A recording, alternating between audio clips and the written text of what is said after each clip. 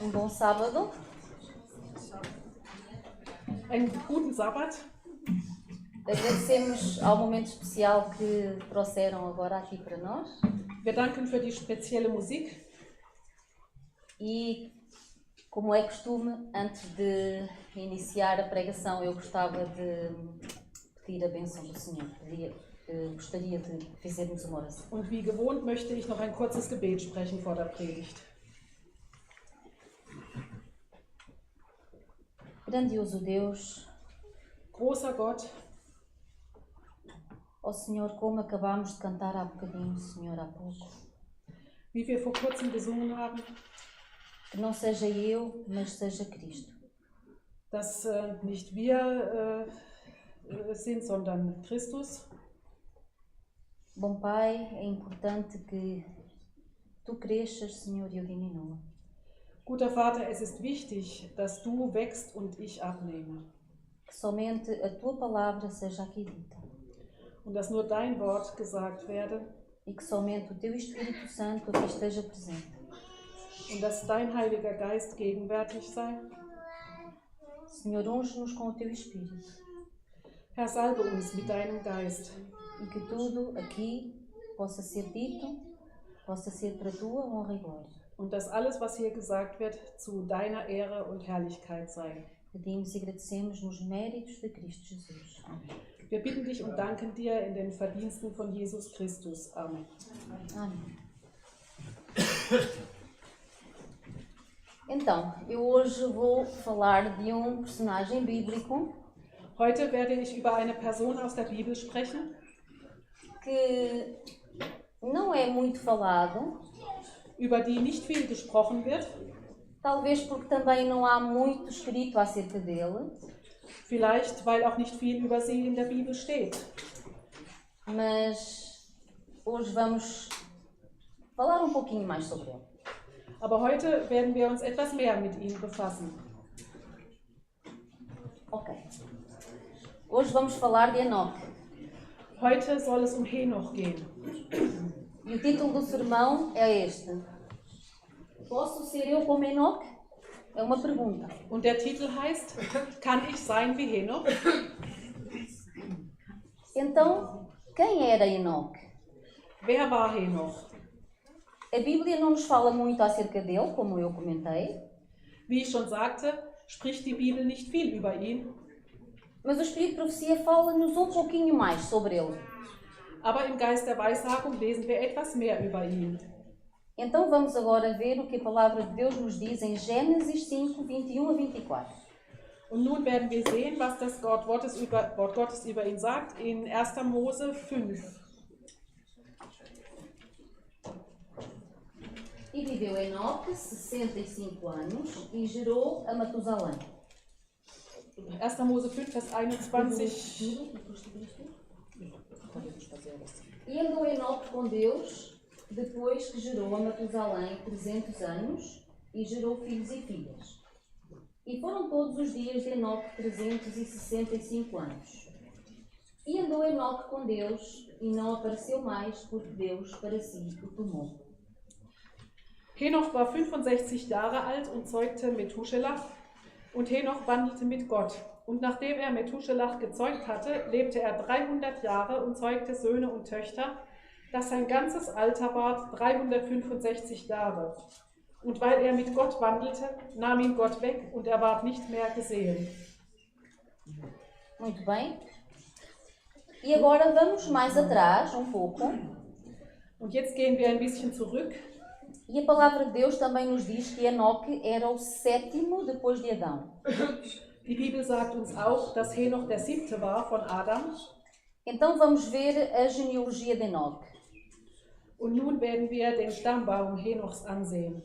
E os irmãos aqui devem estar a dizer, oh não, genealogia, que coisa pouco interessante. Jetzt sagt ihr vielleicht, ach, ein Stammbaum, das ist doch uninteressant.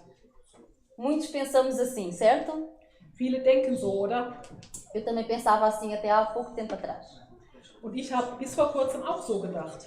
Mas há algum tempo atrás aprendi Aber vor kurzem habe ich gelernt, que podemos tirar mensagens muito importantes através de algumas genealogias. dass manche Stammbäume wichtige Botschaften enthalten. Mas hoje vamos ver só de Enoque. Aber heute soll es nur um Henoch gehen. E esta é pequena porque ele é o sétimo depois de Adão. Und sein Stammbaum ist klein, denn er war nur die 7. Generation nach Adam. Então, Adão Wir haben Adam. gerou Sete. Adam zeugte Set. Sete gerou Enos. Set zeugte Enosch. Enos gerou Cainã. Enosch zeugte Kenan. Cainã gerou Malalel. Kainan zeugte Mahalalel. E Malalel gerou Jared. Mahalalel zeugte Jared. E Jared gerou Enoque. Und Jared zeugte Henoch. E agora, já está ali escrito. Se alguém por acaso sabia que significado tem o nome Enoque. Und hier steht, was bedeutet der Name Henoch? Enoque significa dedicado, consagrado, mas na sua raiz hebraica tem como base ensinar. Henoch bedeutet geweiht, aber in der hebräischen Wurzel heißt es auch lehren. Ensinar ou iniciar. Lehren oder anfangen. Isto é uma curiosidade, mas é uma curiosidade importante. Das ist nur ein kleiner Fakt, aber ein wichtiger. E já agora vamos ver também os significados dos seus antepassados e até Noé. Dann werden wir noch sehen, was die Namen seiner Vorfahren bedeuteten bis Noah. Então, Adão significa homem. Adam bedeutet Mensch. Set, apontado, definido. Set heißt bestimmt. Enos, fraco, mortal. Enosch, schwach oder sterblich. Cainã, aquisição, aflição. Kenan, Erwerb oder Bedrängnis. Malalel, santo Deus. Mahalalel, heiliger Gott. Jared, descida, descerá. Jared, Abstieg. Enoque, como já dissemos, dedicado, consagrado, ensinar. Henoch, wie gesagt, geweiht oder lehren. Matusalém significa quando morrer virá ou sua morte trará. Methuselah, wenn er stirbt, wird es geschehen. Lameque, ausência de esperança. Lamech, keine Hoffnung. Noé, descanso, consolo, alívio. Noah, Ruhe, Trost oder Erleichterung. Vejam bem, como Deus é tão maravilhoso que até aqui, nas genealogias, Ele pode transmitir mensagens espirituais. Gott ist so wunderbar, dass er sogar im Stammbaum geistliche Botschaften schickt. Conseguem, através destes significados, ver alguma mensagem? Könnt ihr an den Bedeutungen dieser Namen eine Botschaft erkennen? Conseguem? Vamos tentar? Wollen wir versuchen. Estão aqui duas leituras. O que está amarelo foi aquilo que eu acrescentei para tentar dar algum sentido a ligar os significados dos nomes. Ich habe noch ein paar Worte hinzugefügt, damit das Ganze Sinn ergibt. Então podemos ver homem, Wir sehen also, der Mensch definido, ist dazu bestimmt, embaixo homem definido mortal ou definido como mortal em aflição. es ist ihm bestimmt zu sterben in Trübsal. Podemos ver aqui no início o estado decaído do homem, certo? Und ja, wir sehen ja am Anfang, dass der Mensch gefallen ist. E para continuar temos Santo Deus descerá Der heilige Gott wird herabfahren, a ensinar ou embaixo descerá consagrado, dedicado. Zu lehren, und sein Tod wird denen ohne Hoffnung bringen. E sua morte trará aos sem esperança descanso e consolo. Er wird ihnen Trost und Ruhe bringen. E já agora, o significado de Matusalém que tínhamos visto que significa quando ele morrer virá. E o que é que veio? Und der Name Methuselah heißt, Wenn er stirbt, wird es geschehen oder sein Tod wird bringen, nämlich was? O que é que veio depois da morte de Matusalém? Was kam, als Methusalem starb? No mesmo ano que Matusalém morreu, aconteceu o dilúvio. Exatamente no mesmo ano. In dem Jahr, als Methuselah starb, kam die Sintflut. Deus não é maravilhoso? Gott ist wunderbar, oder? Existem genealogias bastante interessantes, com mensagens maravilhosas. Es gibt wunderbare Stammbäume mit guten Botschaften. Então o que é que podemos concluir só de até Noé? Also das ist jetzt von Adam bis Noah. Nesta genealogia, desde a criação até Noé, até o dilúvio, até ter acontecido o dilúvio, já tinha sido apresentado o plano da salvação. Also in diesem Stammbaum, von der Schöpfung bis zur Sintflut, ist der Erlösungsplan enthalten. E no texto que lemos de Gênesis 5, Und im Text, den wir in 1. Mose 5 gelesen haben, nós lemos que Enoque, portanto, ele aos 65 anos gerou um filho, Matusalém. da steht, dass er mit 65 Jahren einen Sohn zeugte, nämlich Methuselah. Vamos aqui ver o texto.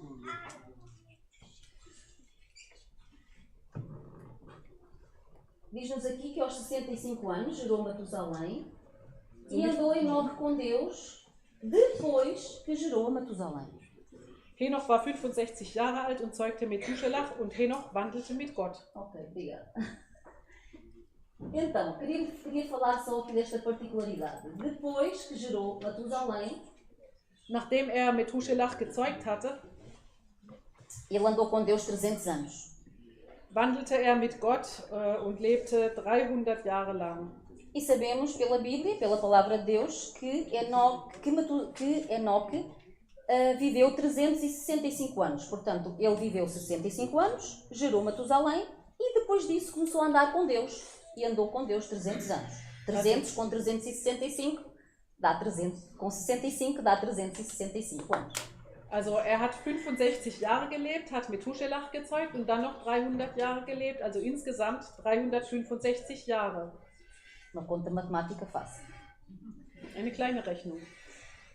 Mas então, ele só andou com Deus depois que nasceu Matusalém? Ist er nur mit Gott gewandelt, nachdem er Methuselah gezeugt hatte? Depois dele ser pai, é que ele começou a andar com Deus? Por acaso vocês já tinham pensado nisso? Fing er vielleicht erst an, mit Gott zu wandeln, als er Vater wurde? E o Espírito de Profecia diz-nos exatamente isso. Que só depois de ele ser pai, Und der Geist der Weissagung sagt uns, nachdem er Vater wurde, nachdem er Methuselah gezeugt hatte, é que ele compreendeu mais claramente o amor de Deus. da verstand er deutlicher die Liebe Gottes. E Matusalém, o primeiro filho de Enoque, eu digo o primeiro porque está escrito que depois gerou filhos e filhas, não é? Und Methuselah, der erste Sohn von Henoch, also ja, wie man jedenfalls dem Stammbaum entnimmt. Na palavra de Deus diz-nos que ele foi o homem que viveu mais tempo na terra. Und ja, Methuselah hat länger gelebt als sonst irgendjemand auf der Erde. Ele viveu 969 anos. Er lebte 969 Jahre lang. Ainda no verso bíblico, também lemos que Enoque andou com Deus e Deus o tomou para si. Und wir lesen auch, dass Henoch mit Gott wandelte und dass Gott ihn anschließend zu sich nahm. Como assim? Deus o tomou para si. Wie hat Gott ihn zu sich genommen? No hebraico, a palavra usada para dizer que caminhavam juntos, que Enoque andou com Deus, é a mesma que como se caminhassem juntos. Und im Hebräischen, da ist das dasselbe Wort, wie wenn sie zusammengehen. Vocês conhecem aquela ilustração de que um faz uma pegada e o outro coloca o pé na mesma pegada? Ihr wisst doch, also wenn einer vorangeht und der andere geht in seinen Fußtapfen. Então, segundo o que eu li, a palavra hebraica, quando diz andou com Deus, era exatamente nesse sentido. Eles andavam juntos. Und das hebräische Wort, das meint genau das, nämlich, dass sie zusammengegangen sind. Mas como é que Enoque andou com Deus? Also wie ist Henoch mit Gott gegangen? De tal maneira que Deus o tomou para si mesmo.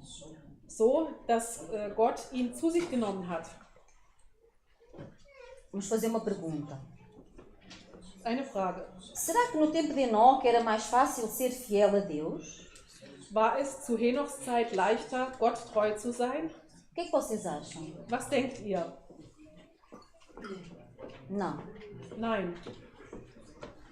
claro que não. Enoque foi cercado por influências muito depravadas e por péssimas influências. Henoch war umgeben von ganz schlimmen Einflüssen. Por isso mesmo é que Deus teve de trazer o dilúvio Deswegen musste Gott die Sintflut schicken a esta terra nessa altura, auf diese Erde damals. devido à corrupção excessiva que existia naquele tempo. Die Erde war verderbt wie nie vorher. E sabemos que Enoque morava longe das cidades, longe da corrupção, Wir wissen, dass Henoch weit von den Städten und ihrer Verdorbenheit lebte, para não se contaminar com os seus costumes, sich nicht von ihren Sitten anstecken zu lassen. mas também nos diz que ele não se encerrou num convento. Ele não estava isolado, mas completamente como se estivesse num convento, não é? Dentro de uma caixa. Aber er lebte auch nicht so abgeschieden wie in einem Kloster. Ele não construiu nenhum muro de separação entre ele e os seus descendentes. Er hat keine Scheidewand aufgerichtet zwischen sich und seinen Nachkommen. Porque se ele o tivesse feito, o mundo não teria visto a sua luz, a qual Deus tinha manifestado nele. Denn wenn er das getan hätte, dann hätte die Welt das Licht, das von ihm ausging, nicht gesehen. Enoque devia revelar o que o homem pode ser quando conectado à fonte do poder. Henoch hat gezeigt, was ein Mensch tun kann, wie ein Mensch leben kann, wenn er mit der Quelle der Kraft verbunden ist. E o Espírito de Profecia diz-nos que Enoque era fiel, ele tinha religião na família. Das heißt, dass Henoch in der Familie Religion gepflegt hat. E ele andou com Deus em todas as coisas, nos seus negócios. Und dass er in allen Dingen, auch im Geschäftsleben, mit Gott wandelte. Nas associações da sua vida diária. Also ja, in den Geschäften und im täglichen Umgang. Ele era marido e pai. Er war Ehemann und Vater. E exemplificou o que o marido e pai devem ser sob a orientação e o controle de Cristo. Und er war so, wie ein Ehemann und Vater unter der Kontrolle Christi steht. Mas então, se na altura em que Enoque viveu nesta terra não era fácil ser fiel a Deus, aber in der Zeit, als Henoch lebte, war es nicht leicht, Gott treu zu sein. Vamos colocar outra pergunta. Ich stelle noch eine andere Frage. Será que Deus conferiu algum poder especial a Enoque? Hat Gott dem Henoch eine besondere Kraft gegeben? Será que ele foi fiel a Deus porque Deus lhe deu um poder que o permitisse ser fiel? Konnte Henoch treu sein, weil Gott ihm eine besondere Kraft gegeben Sabem o hat? que o Espírito de Profecia diz em Sinais dos Tempos? Der Geist der Weissagung sagt im Zeichen der Zeit,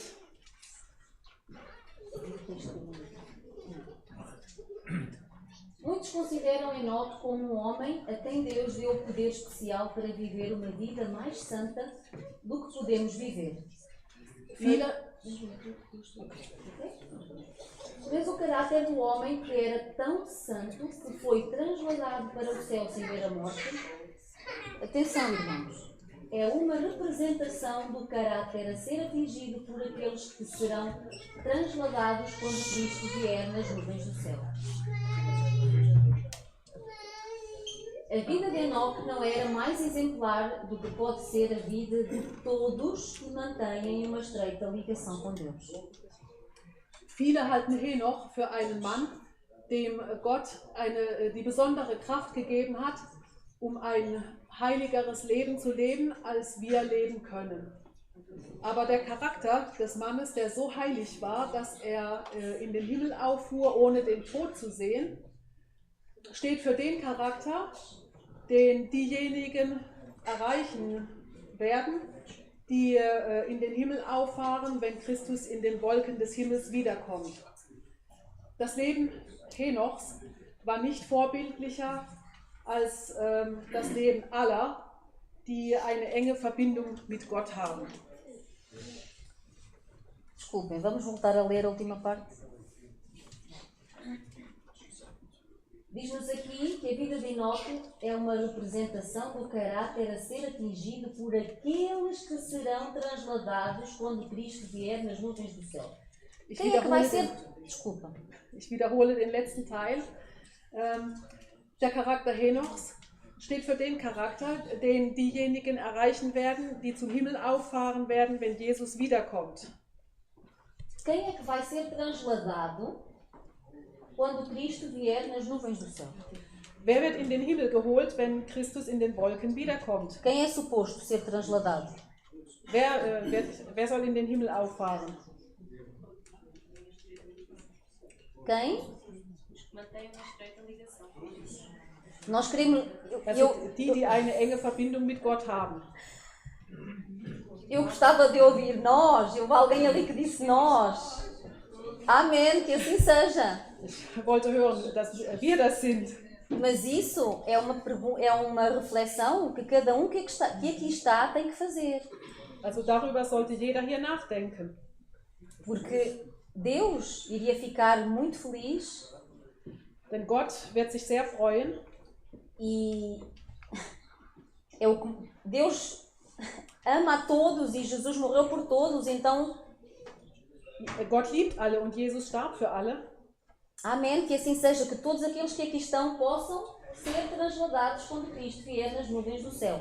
Damit alle, die hier sind, zum Himmel auffahren können, wenn Jesus wiederkommt. Esse é o desejo de Deus. Das ist der Wunsch Gottes. E é o nosso desejo? Ist das auch unser Wunsch? Penso que sim, por isso estamos aqui. Ich denke doch. Agora, desejo é bom. Also ein Wunsch ist gut.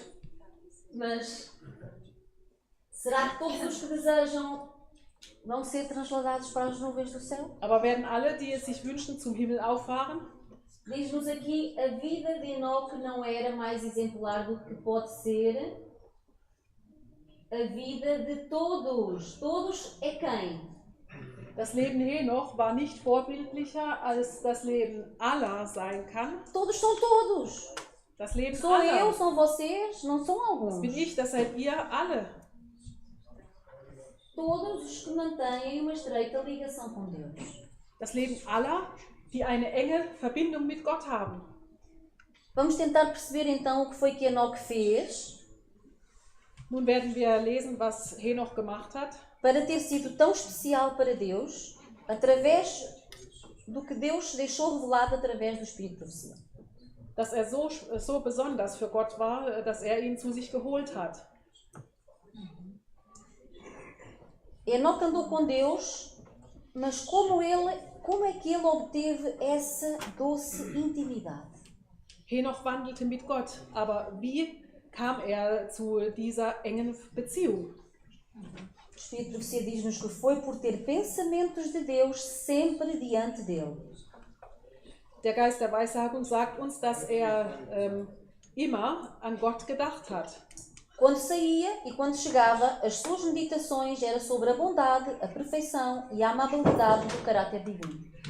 Als er hinausging und als er wieder nach Hause kam, dachte er über die Güte Gottes nach. E ao estar concentrado nisso, ele foi transformado na imagem gloriosa do seu Senhor. Und dadurch wurde er in das Bild Gottes verwandelt. Pois é pela contemplação que somos transformados. Und denn durch Anschauen werden wir verwandelt. Foi por meio de constante conflito e uma fé simples que Enoque andou com Deus.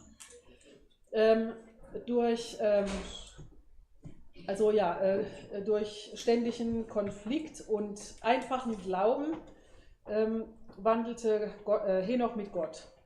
Ele percebeu que Deus é socorro bem presente na angústia. Er verstand, dass Gott eine gegenwärtige Hilfe in der Not ist. Quando em perplexidade ele orou a Deus para guardá-lo e ensinar-lhe a sua vontade. Wenn er in Not war, betete er zu Gott um Bewahrung und also dass sein Wille geschehe. A sua oração era a seguinte: o que devo fazer para honrar a ti, Senhor? A ti, meu Deus. Sein Gebet war, was soll ich tun, um dich zu ehren, Gott? Essa era a sua oração. Das war sein Gebet. Os seus pés estavam sempre dirigidos no caminho da obediência aos mandamentos de Deus. Seine Füße waren stets auf dem Weg des Gehorsams Gott gegenüber. Constantemente as suas meditações eram sobre a bondade, a perfeição e a beleza do caráter divino. Ständig dachte er über die Güte und die Schönheit und die Gerechtigkeit des Charakters Gottes nach. E nós lemos na palavra de Deus que a boca fala daquilo que Und wir lesen im Wort Gottes, o coração está cheio. dass der Mund davon spricht, von dem das Herz überläuft. Então diz-nos aqui que a sua conversa era sobre coisas celestiais. Und er sprach über himmlische Dinge. Diz-nos que ele treinou a sua mente para atuar nesta direção. Escutem, ele treinou a sua mente para atuar nesta direção. Er trainierte seinen Geist und richtete ihn auf dieses Ziel. Ao olhar constantemente para Jesus, para o seu caráter, ele foi transformado à sua imagem gloriosa.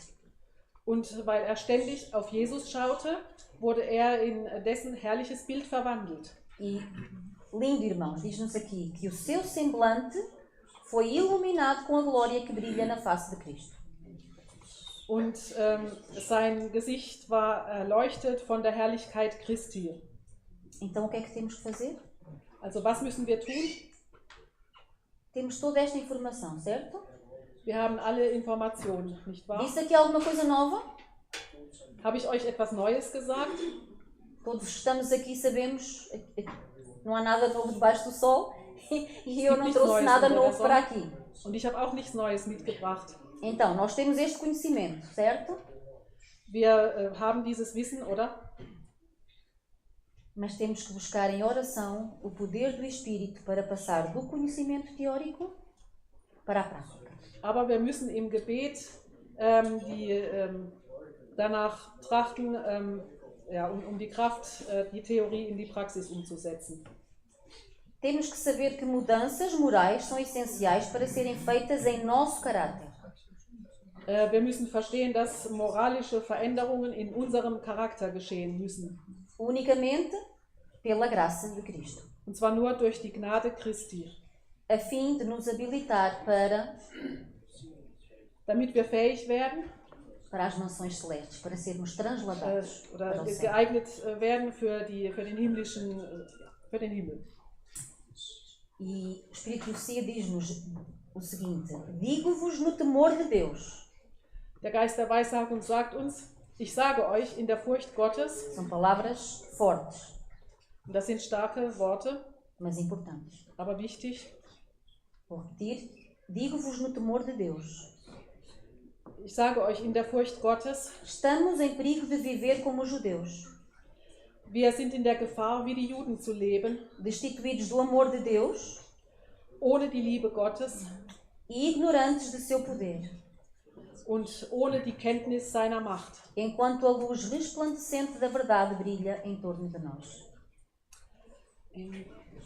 Enquanto a luz resplandecente da verdade brilha à nossa volta, em torno de nós. Während das Licht der Wahrheit uns herum leuchtet. Enquanto sentirmos, todos nós, incluo-me a mim. Während wir spüren, also wir alle, ich auch. Enquanto sentirmos que não temos nenhuma suficiência em nós mesmos. Wenn wir spüren, dass in uns nichts ist, was genügt. A nossa suficiência estará em Jesus. Das, was uns fehlt, ist in Jesus. Se esperas que todo o teu conselho e sabedoria venha de homens mortais infinitos como tu, wenn du hoffst, dass dein Rat von sterblichen Menschen, fehlbaren Menschen wie dir kommt, receberás apenas a ajuda humana. Dann wirst du nur menschliche Hilfe bekommen. Mas se tu fores a Deus, aber wenn du dich an Gott wendest, pedir por ajuda e sabedoria, Ele nunca te irá decepcionar. Und Hilfe und Weisheit bittest, dann wird er dich nie enttäuschen. Lembremos-nos de que o sentimento não é uma prova de que és um cristão. Denken wir daran, dass das Gefühl kein Beweis dafür ist, dass wir ein Christ sind, Mas uma fé genuína sondern ein echter Glaube mostra se tu és filho de Deus. zeigt, ob du ein Kind Gottes bist. A oração e a fé farão aquilo que nenhum outro poder na terra pode realizar. Gebet und Glaube bewirken das, was keine andere Macht auf der Erde bewirken kann. E é uma parte do plano de Deus conceder-nos, em resposta à oração de fé, aquilo que Ele não nos concederia se assim não o pedíssemos. Es ist ein Teil von Gottes Plan, als Antwort auf unser Gebet des Glaubens, uns das zu geben, was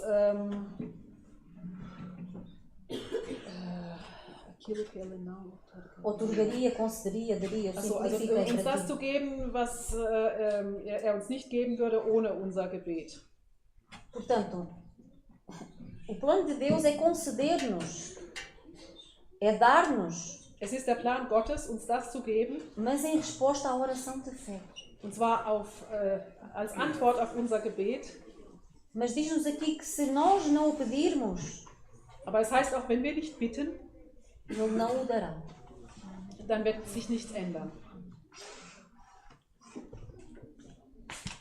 Também nos diz o seguinte: Es heißt auch Folgendes: o Espírito de Profecia também nos diz que muitos de nós falhamos em imitar o padrão de Deus. Der Geist der Weissagung sagt auch, dass viele darin versagen werden, das Bild Gottes darzustellen, Porque estudamos muito pouco as características definidas pelo seu caráter. weil wir zu wenig die Eigenschaften von seinem Charakter studieren. E agora, importante, Und jetzt kommt was Wichtiges. muitos estão ocupados com planos, sempre ativos, e não têm tempo para o precioso Jesus, para que ele seja uma companhia íntima e querida. Viele sind so beschäftigt mit Plänen und sind immer beschäftigt und sie haben keine Zeit und keinen Platz, dass Jesus ihr enger Freund wird. Eles não remetem cada pensamento e ação a ele, perguntando: é este o caminho do Senhor? Sie legen nicht jeden Gedanken und jede Handlung ihm vor und fragen, ist das der Weg des Herrn? Se o fizessem, escutem, irmãos, se o fizessem, iriam andar com Enoque como fez Enoque. Iriam andar com Deus como fez Enoque, peço desculpa. Wenn sie das täten, dann würden sie mit Gott wandeln, wie Henoch. Então diz-nos aqui que muitos de nós estamos tão ocupados com planos, Sie sagt uns also hier, dass viele von uns so beschäftigt sind mit Plänen estamos sempre tão ativos, und immer so beschäftigt sind, que não temos tempo para ser uma companhia íntima de Jesus. dass wir keine Zeit haben, eine enge Beziehung mit Gott zu führen. Mas se nós tivéssemos esta companhia íntima com Jesus, Aber wenn wir diese enge Beziehung mit Jesus pflegen, aquilo que o Espírito de Profecia nos diz é que poderíamos andar com Deus como fez Enoque. dann können wir mit Gott wandeln wie Henoch. Então isto é muito importante. Das ist sehr wichtig. Pensemos nisto. Denkt darüber nach. Vamos refletir nisto. Denken wir darüber nach. E eu agora faço uma pergunta. É mau trabalhar? Und jetzt stelle ich eine Frage. Ist es schlecht zu arbeiten? Deus disse 6 dias trabalharás. Gott sagt, 6 Tage sollst du arbeiten. É mau nós termos atividades da igreja, organizar saídas missionárias, workshops. É errado fazer isso? Ist es schlecht, dass wir als Gemeinde Aktivitäten haben, Vorträge, Workshops etc.? Não, Nein, claro que não. natürlich nicht. Mas, mesmo se forem atividades boas, Aber auch wenn es gute Aktivitäten sind, podem ser as melhores atividades missionárias. es können die besten Missionsaktivitäten sein, O inimigo não se importa com isso. dem Feind macht das nichts aus. Nós podemos estar a levar a mensagem ao outro, Wir können die Botschaft weitergeben, mas nós próprios podemos estar perdidos. aber wir können verloren sein. Porque se todas estas atividades nos tiram o tempo da nossa comunhão com Cristo, Denn wenn all diese Aktivitäten uns die Zeit der Gemeinschaft mit Christus wegnehmen, não sei se iremos estar aqui no grupo dos que vão ser transladados. dann weiß ich nicht, ob wir zu der Gruppe gehören werden, die in den Himmel auffährt. Nós precisamos de ter tempo para estar com Deus e contemplar o seu caráter. Wir brauchen Zeit, die wir mit Gott verbringen sollen und über seinen Charakter nachzudenken. Senão vamos pertencer ao grupo que ali atrás. Sonst werden wir zu der Gruppe gehören, die hier bleibt. Vamos ser crentes convencidos da verdade, Wir sind dann zwar von der Wahrheit überzeugt com muito conhecimento, und haben viel Wissen, mas nós não vivemos o que pregamos, nem vivemos o que sabemos. aber wir leben nicht das, was wir predigen oder was wir wissen. E sabem, irmãos, Und wisst ihr, Geschwister, a natureza dá-nos muitas lições. die Natur gibt uns viele Lektionen. E Jesus usava muitas vezes a natureza para explicar realidades espirituais. Und Jesus gebrauchte oft Dinge aus der Natur, um geistliche Wahrheiten zu vermitteln. E todos que aqui estão presenciaram a tempestade Christine, que passou em janeiro, fim de janeiro. Und Ende Januar, ja, da kam der Sturm Christine. E todos viram muitas árvores caídas. Und Certo? man hat viele umgefallene Bäume gesehen. E eu agora vou fazer uma pergunta que talvez os irmãos tenham visto, mas eu pessoalmente não vi. Quantos irmãos aqui viram palmeiras no chão? Palmeiras caídas. Nun frage ich, wer von euch hat umgefallene Palmen auf dem Boden gesehen? Viram alguma? Viste? Viste uma na Sertã? Hast du eine in Satan gesehen? Uma- No início, perto de café. Ok. Eu não vi nenhuma. Also ich habe keine gesehen. Isto a mim chamou-me a atenção porque eu tenho várias ali perto da minha casa, pessoas têm nos jardins. Ja, das hat mich aufmerksam gemacht, weil in der Nähe meines Hauses, da hat jemand einen Garten. E a mim chamou-me a atenção. Tantas árvores caíram, mas as palmeiras, interessante, têm tanta folha também e não vi nenhuma caída no chão. Denn viele Bäume sind umgefallen, aber die Palmen nicht. E pouco tempo depois eu fui ler o Espírito de Profecia. Und kurz davor habe ich im Geist der Weissagung gelesen. E sabem o que é que eu li lá? Wisst ihr was? Que o cristão se deveria parecer a uma palmeira. Dass der Christ so sein soll wie eine Palme. Bonito, não é? Eu Schön, disse, oder? uau, quando eu li, eu disse, que bonito. Als ich das gelesen habe, dachte ich, wow, wie schön. São várias as citações onde a Espírito de Profecia nos diz que o cristão se deveria assemelhar a uma palmeira. Sabem porquê? An mehreren Stellen heißt es im Geist der Weissagung, dass der Christ wie eine Palme sein soll. Wisst ihr warum? Está escrito que as suas raízes são tão profundas que no deserto elas mantêm-se vivas porque estão ligadas à fonte da vida delas, à água profunda. Weil ihre Wurzeln so tief sind, dass sie auch in der Wüste noch an Wasser kommt. E aquelas águas profundas alimentam aquelas árvores pelas raízes de tão fundas que elas são. Und ja, diese Wurzeln ernähren die Palme. E elas não só têm uma raiz profunda, mas também formam uma rede horizontal no fundo que as ajuda a ser mais firmes. Und sie hat nicht nur tiefe Wurzeln, sondern hat auch an der Oberfläche ein Netz aus Wurzeln, das sie festhält. Então está escrito que bate o vento nas palmeiras, bate a areia nas palmeiras. Deswegen heißt es, auch wenn der Wind oder der Sand an die Palme schlägt, Mas elas permanecem firmes. wird sie fest bleiben. Assim, nós temos também que permanecer firmes. Und so sollen wir fest sein. Nós também temos de estar constantemente ligados à fonte da nossa vida, que é Cristo.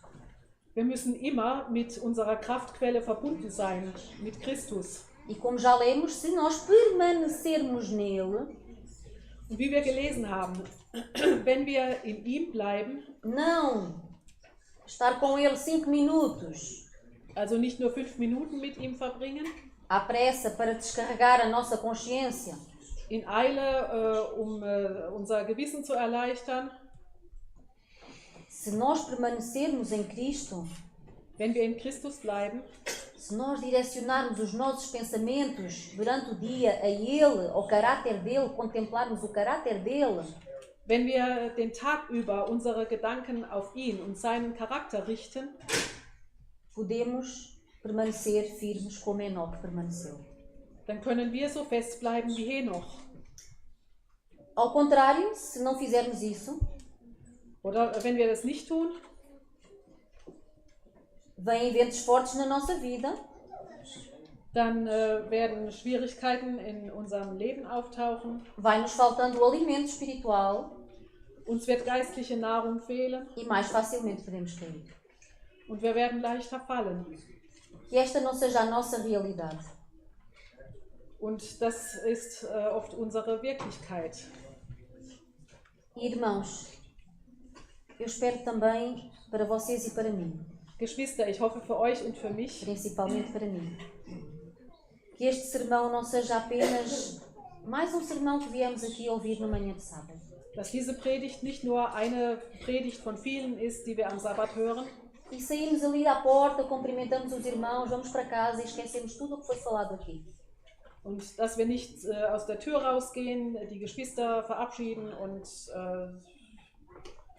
weitermachen wie bisher. Possamos pedir a Deus para que o Espírito Santo nos fale constantemente na nossa mente desta necessidade. Sondern dass wir zu Gott bitten, dass wir ständig dieses Bedürfnis verspüren. Que oremos nesse sentido, que possamos para que o Espírito nos perturbe, para que o Espírito nos mostre a necessidade de estarmos constantemente ligados à fonte da nossa vida. Beten wir darum, dass der Heilige Geist uns beunruhigt, dass uns daran erinnert, an das, was wir brauchen. E como eu disse no início, há muito pouca coisa escrita acerca de Enoque. Und am Anfang habe ich gesagt, dass nur wenig über Henoch geschrieben steht. E podemos ver que há muita coisa escrita sobre pessoas da história, sobre Napoleão, sobre César, sobre muitos homens do mundo. Es ist mehr geschrieben worden über Personen der Weltgeschichte wie Napoleon oder Cäsar Pouco foi escrito sobre Enoque. und nur wenig über Henoch. Mas estes não honraram a Deus como Enoque honrou. Aber diese haben Gott nicht geehrt wie Henoch. Estes não andaram com Deus como Enoque andou. Die sind nicht mit Gott gewandelt wie Henoch. E como está aqui, neste texto, Enoque representa aqueles que devem permanecer sobre a terra a serem transladados para o céu sem ver a morte. Und Henoch steht für die, die auf der Erde leben und wenn Jesus wiederkommt, mit ihm in den Himmel auffahren. Ele representa aquela corporação que deve viver em meio aos perigos dos últimos dias e resistir a toda a corrupção, vileza, pecado e iniquidade. Steht für die, die inmitten der Korruption und der Sünde sich reinhalten. E ainda assim, ser imaculado como foi Enoque. Und die unbefleckt bleiben wie Henoch. Irmãos, podemos permanecer firmes como fez Enoque. Está escrito, é por profecia. Geschwister, wir können festbleiben wie Henoch. So steht es geschrieben. Uma provisão foi-nos feita. Die Vorkehrungen dafür wurden getroffen. Temos auxílio que foi posto sobre que é poderoso. Wir haben eine Hilfe bei dem, der mächtig ist. E todos podemos nos agarrar a essa força. Und wir können uns alle an seine Kraft halten. Assim como Enoque foi transladado para o céu antes da destruição do mundo pela água, Und so wie Henoch von der Erde entrückt wurde, bevor sie durch Wasser vernichtet wurde, assim os justos vivos serão transladados da terra antes da destruição pelo fogo. so werden die lebenden Gerechten entrückt werden, bevor die Erde durch Feuer vernichtet wird. Enoque andou com Deus 300 anos antes da sua transladação para o céu. Henoch wandelte mit Gott 300 Jahre vor seiner Entrückung in den Himmel. Ele tinha o testemunho diário, de que seus caminhos agradavam a Deus. Er hatte das tägliche Zeugnis, dass sein Weg der Weg Gottes war. Porque não deveriam todos os cristãos seguir a Cristo como fez este servo fiel? É uma pergunta. Warum folgen nicht alle Christen ihrem Herrn so wie Henoch? Nós amamos a Jesus a ponto de caminhar com Ele por um longo caminho? Outra pergunta. Lieben wir Gott so, dass wir ihm so treu nachfolgen wie Henoch? Será que a notícia da vinda de Jesus é uma mensagem de alegria ao teu coração? Ist die Nachricht von der Wiederkunft Jesu eine freudige Nachricht für dich? Será uma mensagem de alegria para nós? Ist sie eine freudige Nachricht für uns? Ou será uma mensagem de medo? Oder eher eine Nachricht der Angst?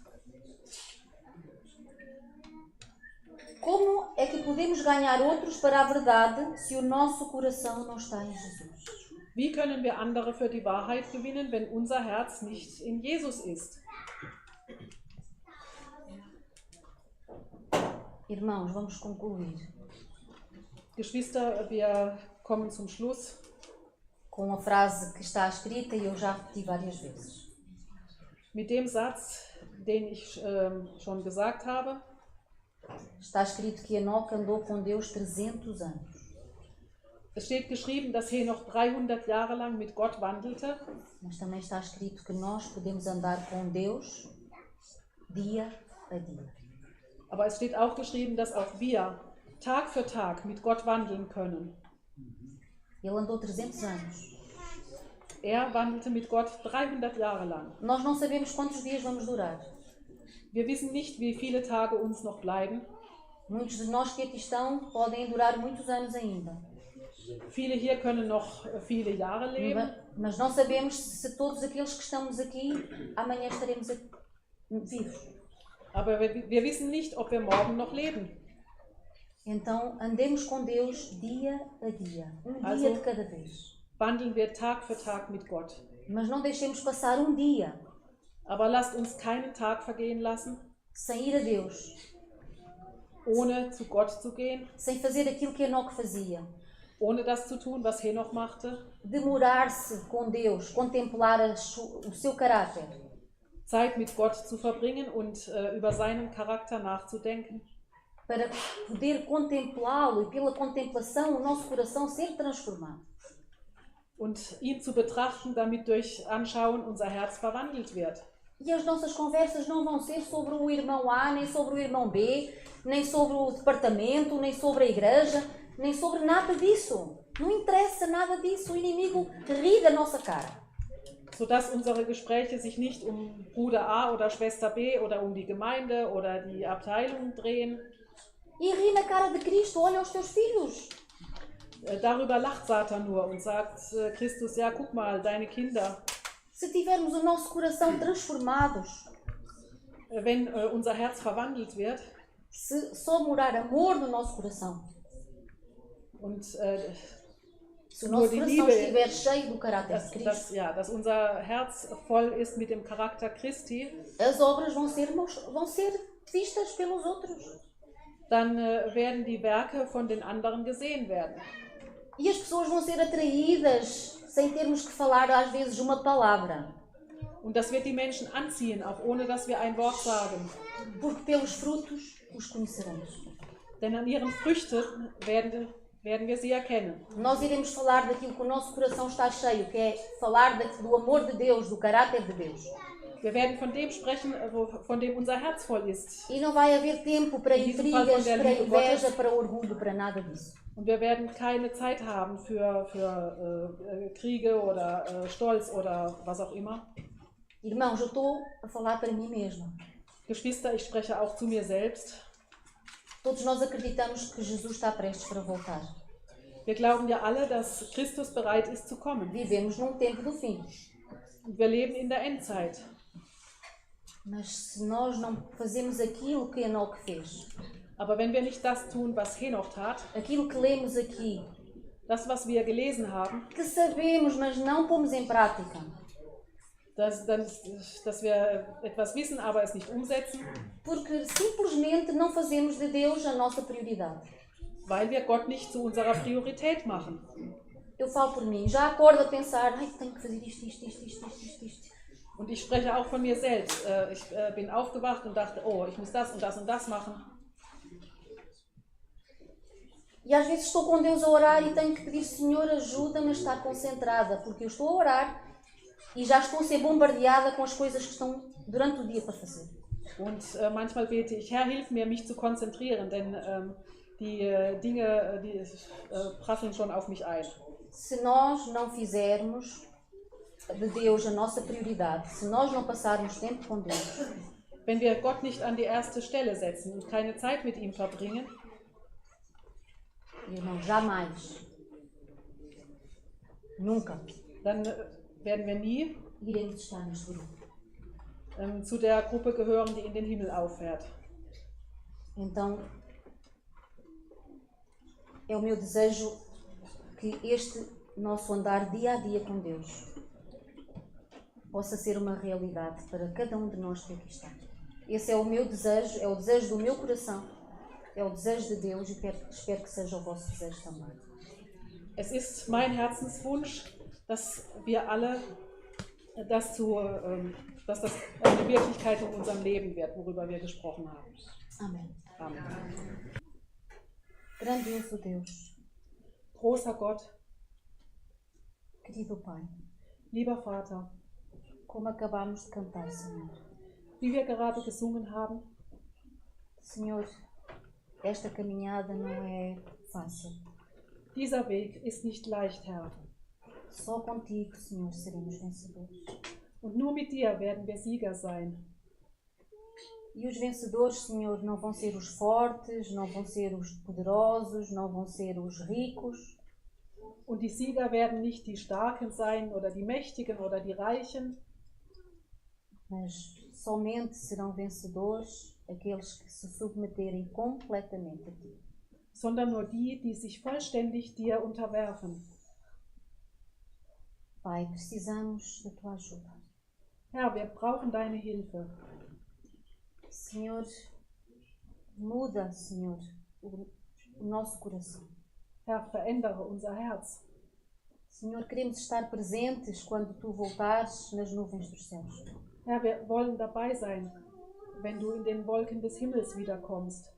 Mas presentes, Pai, não com medo, mas com alegria, radiantes pela Tua presença. Und nicht voller Angst, sondern voller Freude über deine Gegenwart. Senhor, que nenhum daqueles que aqui está possa, naquela altura, se esconder nas rochas. Herr, lass niemanden von uns an jenem Tag sich in den Felsen verstecken, Por não poder ver a Tua glória. weil er deine Herrlichkeit nicht sehen kann. Que todos aqueles que aqui estão, que possamos estar de braços abertos Sondern dass alle hier mit offenen Armen para podermos ser transladados e viver contigo eternamente. dastehen und entrückt werden, um ewig mit dir zu leben. Senhor, muda a nossa vida. Herr, ändere unser Leben. Ajuda-nos a fazer de Ti a nossa prioridade, Hilf uns, dich an die erste Stelle zu setzen, pois a nossa vida depende disso. denn unser Leben hängt davon ab. Senhor, de nada vale andarmos atarefados com tanta coisa para fazer. Es hilft nichts, mit so vielen Dingen beschäftigt zu sein. Andamos a correr atrás do vento, como está escrito. Das ist ein Haschen nach Wind, wie geschrieben steht. Ninguém sabe o nosso dia de amanhã. Niemand weiß, was morgen geschehen wird. Senhor, coloca bem profundo na nossa mente e no nosso coração que a nossa vida espiritual depende de estarmos contigo. Herr, setze es uns tief in unser Herz und unseren Sinn, dass unser geistliches Leben von der Zeit mit dir abhängt. É a nossa vida eterna, a nossa salvação. Unser ewiges Leben und unsere Erlösung. E o teu Filho já pagou o preço por cada um de nós. Denn dein Sohn hat bereits den Preis für jeden von uns gezahlt. Ajuda-nos a amar-te como tu mereces. Hilf uns, dich so zu lieben, wie du es verdienst. Unge-nos com o teu Espírito Santo. Salbe uns mit deinem Heiligen Geist. E que o teu Espírito, te pedimos, que nos possa falar a cada momento para podermos andar contigo como Enoque fez. Und dass wir jeden Moment an dich denken, so wie Henoch. Ó Senhor, te pedimos tudo isto e te agradecemos. Herr, wir bitten dich um all das, Mesmo tendo lábios impuros, selbst mit unreinen Lippen mesmo tendo um coração sujo, und einem schmutzigen Herzen. mas é nos méritos de Cristo que te pedimos e agradecemos todas estas bênçãos. Aber wir bitten dich und danken dir durch die Verdienste Jesu Christi. Amém. Amen.